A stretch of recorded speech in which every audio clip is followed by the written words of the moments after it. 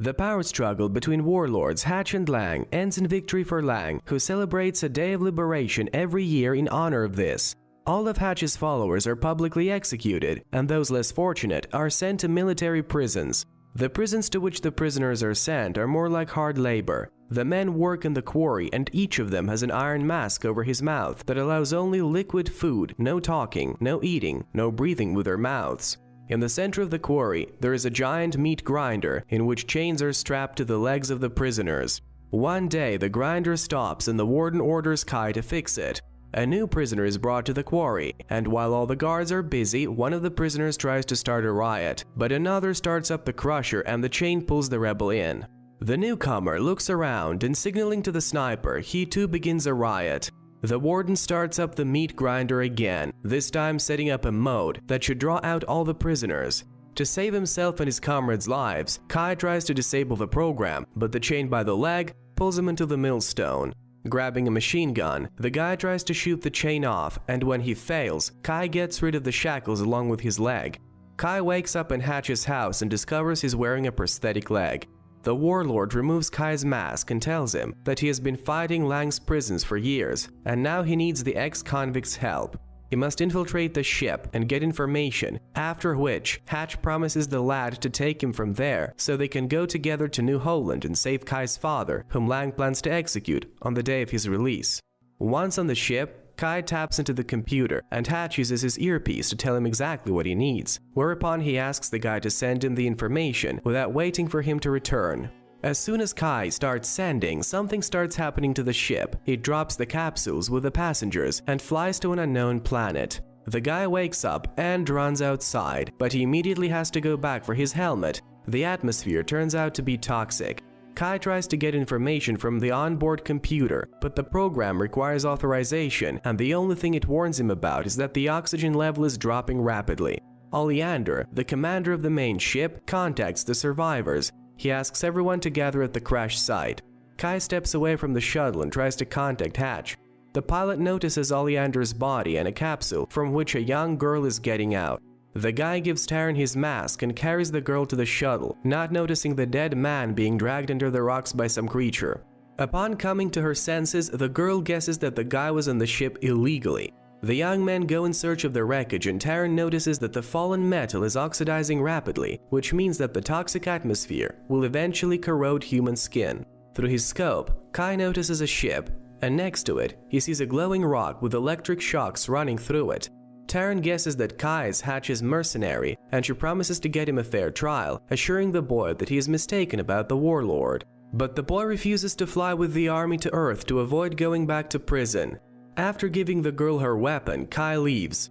Kai tries to fly away, but Reef's computer reminds him that he has no authority. Then the pilot tries to find out official information about Hatch, and he only manages to watch a recording of the old man's interrogation, in which he admits his crimes against Lang and his desire for a more violent prison. Kai finds Taryn and says he'll try to fly away, but they need to hurry. The escape pods leave the planet in a few minutes.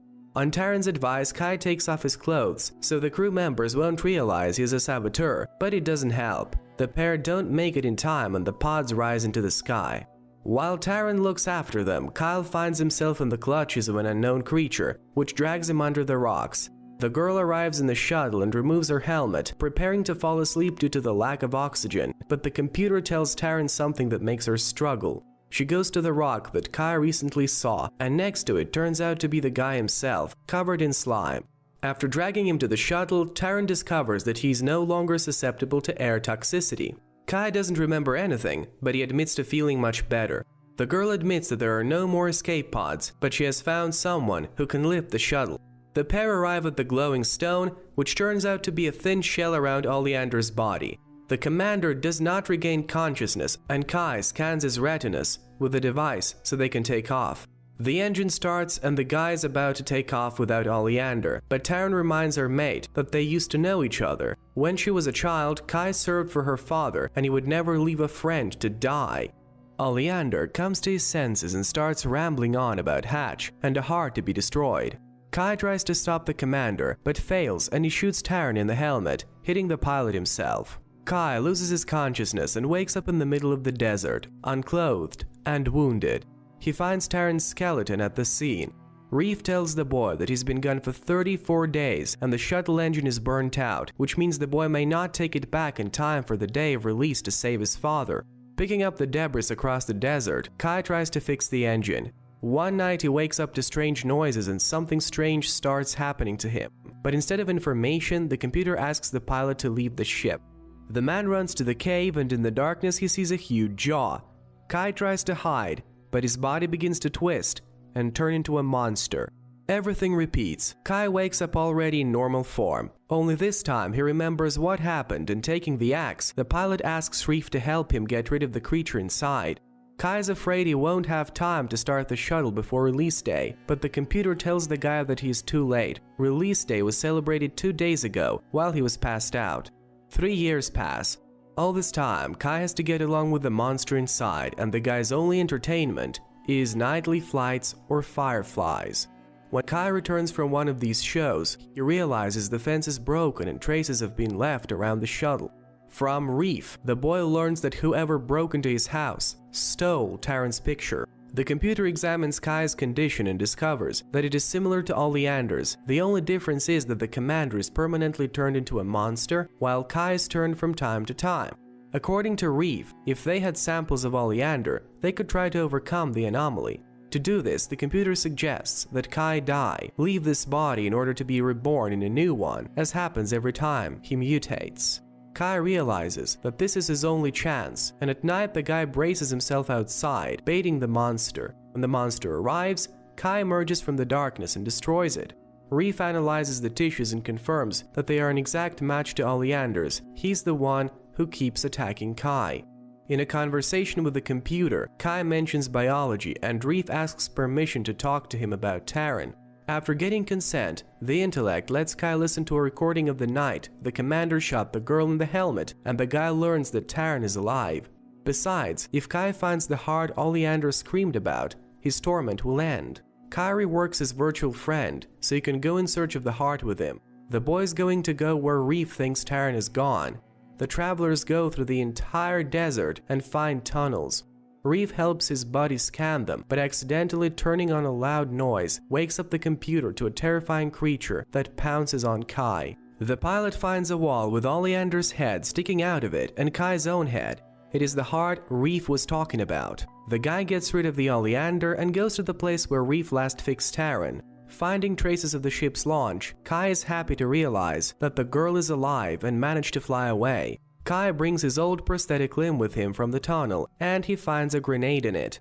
At that moment, burned capsules start falling from the sky, and Kai tries to figure out what's going on.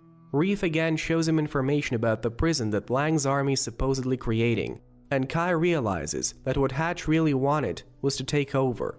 A shuttle hovered over Kai, and after a few minutes, the guy sees Hatch. The old man tells the mercenary that he just got his notes and is very surprised that they're several years long. 20 minutes have passed since the pilot went to the ship for information. Hatch knocks Kai out, and when he opens his eyes, Taran is in front of him. The old dictator demands the mercenary's data from the ship, threatening to destroy the girl, but Kai realizes that Hatch needs the information to take over the prison. Even though Kyle tells him where he hid the data, Hatch's guard still removes Taran's mask. The old man himself finds the package and decides to get rid of the witnesses, but instead he detonates the bomb that Kai had prepared for him. Kai mutates and turns into a monster. He smashes his computer and attacks Taran, but the girl manages to shout at her friend and he returns to his normal state. Hatch turns out to be alive, and back he takes revenge on Kyle for not giving him power over the planet, which turns out to be a prison thanks to the strange flow of time. This time, Kai manages to summon the monster without losing his mind, and he fights off the old man. After taking Reef, Kyle and Taran fly to Earth to save the world from the second dictator, Lang, as well, while Hatch remains in place as a mercenary.